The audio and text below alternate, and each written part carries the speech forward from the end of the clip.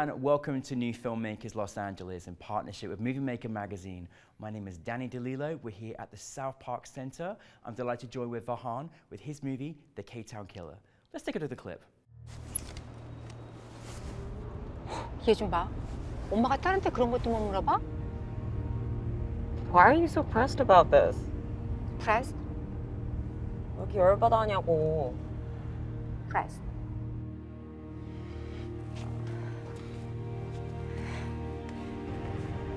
I have to leave.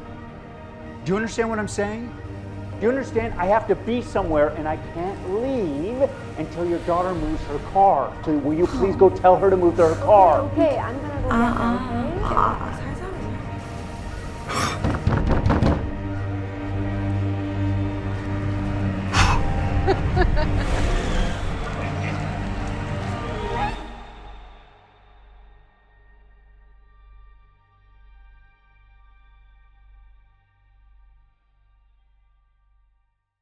Thank you for being here. Thank you for being part of our New Filmmakers LA family. And thank you for the K-Town Killer. I've got so many questions. Did you have a good time last night? Was it good? Absolutely. Thank you so much for doing this. This is always a very incredible experience for filmmakers to have people actually like celebrate you and promote your work, because you don't get a ton of that early on in your career. So we're really appreciative of it.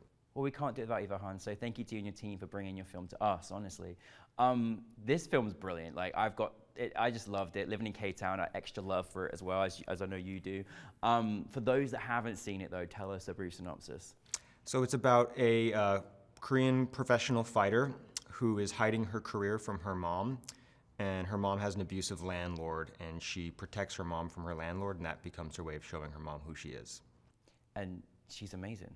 Like she's amazing. She's the K-Town Killer. But anyways, I think this story was so cool. I think there's the comedy elements, but also to kind of the seriousness of parking in Los Angeles. For you personally, where did the inspiration come for you?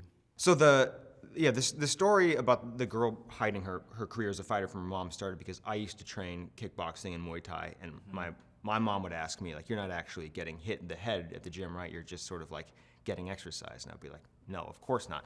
And I was getting hit in the head a lot. So I told that to one of my coaches, and he said I was fighting in stadiums in a time where like my mom didn't even know that I was training at all. And he said no mother wants to watch their child get hit in the head. And that sort of became the genesis of this story. And you know, from there it sort of expanded. It's based on like multiple different fighters that I've known throughout my life. Yeah, that's how it started. I love it because I love that you mixed. I love that parking features in a lot of your films. I think that's very funny, and I think in LA we can all relate to that. You know, and of course we know, and actually particularly in K-Town, parking is not easy at all. On top of all of that, but then you just encompassed it with this like fantastic mother and daughter, and she's an amazing fighter, and then with this abusive landlord, which is also not uncommon in Los Angeles either. So how did you kind of go about combining all these stories, and how did you bring your cast together? Yeah, so I started with the story about a fighter protecting their parent, and then I also met my co-director and co-writer, Halen Kwan, who I met her in graduate school, and together she's from Korea, and together we sort of like fleshed out this story. Casting was interesting. You know, I have used casting services like the websites, the LA Casting and Breakdown and Backstage and all that, and those were all great. But for this one, we got off of those websites to a large degree. We use a lot of social media. We found like Facebook groups for Asian actors, Asian creatives, and we posted like JPEG casting notices like made in Photoshop on there, and we got like a lot more attention from people that way. And like I noticed that like the quality of actors that we got just through social media and just networking was very high. For the mother in particular, that was a huge challenge because I think when you get very specific with ethnicity and age, it becomes very challenging to find cast. I think for the landlord, who's like, not he's like the third character in the film, but we just had like, white guy, middle-aged. I think we had 600 people apply for that. And for the mom, I think we had like 10. And of those 10, only one was Korean, even though we put that in the requirements, We ended up like buying ad space on a Korean radio station, like FM radio in LA, looking for cast. But at the end of the day, the one we ended up casting was the one who applied through the casting websites, which is Joy Sung Kim, who lives out near Milwaukee. So she's from Korea, lives in Milwaukee, and she flies out to LA for roles. So. Oh wow! Well, she was fantastic. Anyway, she found the right person. I honestly, like, you know, I love this unveiling of this like secret career that sort of like comes through, and she leads the line very well in this film. It's really nice to see her kind of character involved as well. And you know, honestly, there's some really douchebags in LA, so it's nice to kind of like uncover this annoying landlord that just causes trouble for her and her mum for no reason. I think sometimes, like, I feel like sometimes scared coming outside because I'm like, sometimes you just get these people out here and you're like, why are you being this obnoxious, you know what I mean, like for no reason. So I thought that whole dynamic was like, sadly, a little bit of reality at times in certain places. But in this case, like, you know, she's got a secret career, she's hiding from her mom, and then this like unleash is happening. You find out she's a very highly skilled fighter. How did you go about, like, you know, as you know, there's a lot of movement, you've got a background, you know, in martial arts, there's a lot of different things going on. How did you go about choreographing, bringing that whole element together? And not just the choreographing, how do you work with your like DP to kind of like get those shots and effects? Because I always find that's fascinating too. So both me and my DP, Donald Nam, who I've known for like over 20 years, we're huge fight fans. And actually I used to work, my work is I work with fight promotions, and so I do like editing, promos, documentaries on fighters. But as a result, it's very hard for me to watch fight scenes in movies because I see people fight constantly in my life, so it all looks very fake to me. So, you know, for this film, it was a big deal that like we constructed a fight scene that felt very real, especially because we didn't really want this film to feel like an action film. We wanted it to feel more like a drama that had a fight scene in it. So that like I said, that gets very dangerous. I mean, the reason why fight scenes look the way they do is because they're very choreographed and it's very safe. The more real you want something to look like, the less safe it's going to be. So that really, especially because like Kaya-eun Kim, our lead actress for Grace in the K-Town Killer, was not a fighter. She had like no martial art. Yeah, we taught her. I don't believe it. We gave her like weeks of Muay Thai training leading up to shooting, and she picked it up. Cool. But you know, so it was very important to us that we be very careful, because when you have someone who's not a trained stunt actor, you have to be extra safe. So it just came down to like meeting for weeks and weeks and weeks with my stunt coordinator and stunt actors, and just carefully planning out like we had 2 stunt actors, we did the scene with them, and then once we got the scene down, we brought in the real actors, and then just taught them the moves, and it was, it all came out pretty good. That's amazing. Well, I want to commend you for your team there, because this fight felt so real. I was like, like every 5 seconds, I was like, oh my goodness, is it hurting? Is people getting hurt here? It didn't feel like, because I know what you're saying when it felt like, it felt choreographed. So that goes down to a lot of your background and your skill that you and your team have. What was the biggest challenge making it? It was, I mean, there was a lot of challenges, obviously, like just that fight scene was hard to pull off, but yeah, we had someone test positive for COVID on the second day. It's a student film, so we did 2 weekends.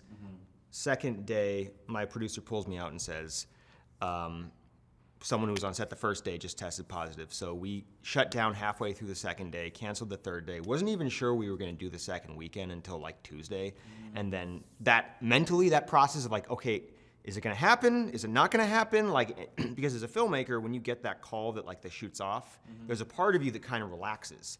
And there's also a part of you it's fighting inside, like, no, I need to do this. 100%. But so we didn't know until Tuesday. We shot as much as we could, had to do a pickup like months later, and we did the pickup in Omicron when like 1 in 5 COVID tests were coming back positive. So I was just kind of like, okay, like, let's just see what happens. I guess maybe we'll shoot this. But I mean, that's just one thing any filmmaker will tell you, is that for whatever reason, when you set out to make a film, things just go wrong. And sure enough, that happened on this one. But that's why it's such an important skill as a filmmaker, is to just power through things and just be committed to finishing the project. I mean, your film obviously is very visually fun to watch. I also thought the production design of your film was also really, really good as well. What was it like? I mean, we loved having it on the big screen, but it's also really nice for your film particularly to kind of hear the reactions from the audience. What was that experience like for you? It's been an interesting experience in the festival. You really, because we've been to a couple festivals now, and I go to every single one in person, and you really start to get a feeling of like what's working and what's not. Like just based on like being in the room with the audience. So that's been amazing because just as a filmmaker, I feel like you evolve a lot because you get a lot more in tune with what works. Like when that fight scene happens, I can look around and I can see people tense up like in the fight scene, and that's always a good sign. Another thing is that the film is funnier than I intended and expected, because because I edited the film, so a lot of the beats are sort of lost on me by the time I'm watching it. But yeah, we put some moments in there that were supposed to be funny that would then like pay off later and emotionally.